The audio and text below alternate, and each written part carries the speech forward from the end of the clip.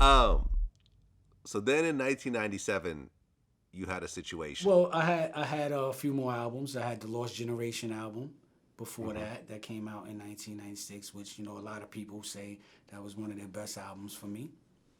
And yeah, Okay, so you were in a club in Staten Island, yes. and I guess you had some of your homies with you.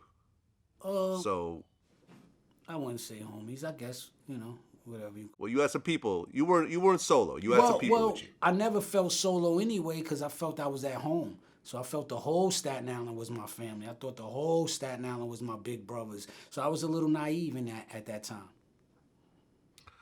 Okay, somebody approached you. Well, I'm not even going to say that. What led up to the actual situation? I have no idea. If I can take my guess, I'm wearing $100,000 worth of jewelry, chains, rings, bracelets, money in my pocket. I definitely think jewelry and things of that was, you know, was the spark of it. And now when I look back at it, you can't bring honey in a place where a bunch of bees is at and dudes is not having a regular life. These dudes is selling crack. They trying to make it by with a couple of grams. You know what I'm saying? So here it is. This little, and I was a little dude. You know what I'm saying? So at the time, go for it. You know what I'm saying? I understand that today. You know. Okay, did they actually try to rob you first? Like try to take your chain or Um, something? Yeah, it got into that, you know what I'm saying? But like I said, Vlad, that's a thing of the past. You know what I mean? And I learned from it, and I learned to not try to put myself in those situations. You know what I'm saying? Everyone that was involved, I understand. I wish them the best in life, and yeah, I just try to move forward from that whole ordeal because that's really was the thing that changed my life. You know what I'm saying? And forced me to be other than myself, to want to carry guns and to feel like I needed to carry a gun and protect myself. And you know trauma's a lot, man. You know what I'm saying? And today they would call it bullying, but back then it was just be calling it is what it is. Well, you got your face cut with a box cutter. Yeah. Can we see the scar on your face? Oh, actually, it came off pretty good. Now, if you see me, it came up on me, you wouldn't even notice. You know what I'm saying? Yeah, man, I have good skin. You know. So, how many stitches was it?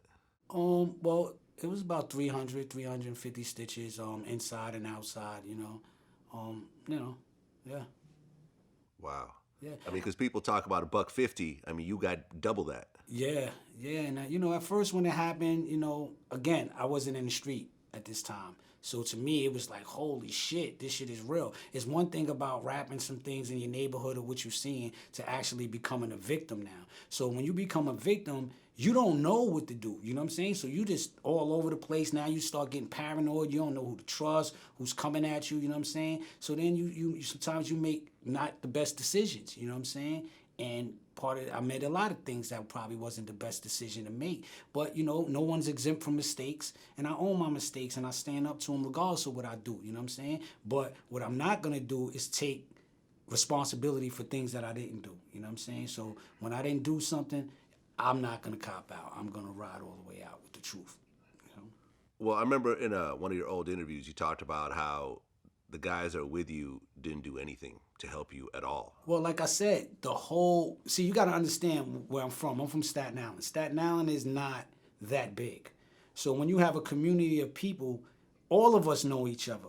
And it's in a weird way probably related to each other some type of way. My cousin may go out with your sister, and then your other sister may go out with a cousin of mine on my father's side. It's like a small community. So why wouldn't I feel that I'm the safest? I wasn't in Brooklyn. I wasn't in the Bronx. I wasn't in Queens. I was in Staten Island. You know what I'm saying? Now as a man, I look back like, man, that shit was whack. That shit should have never had happened. They should have supported me and pushed me up more. You know what I'm saying? But things happen. You know what I'm saying? And that's that. If we can move on from that, that'd be great.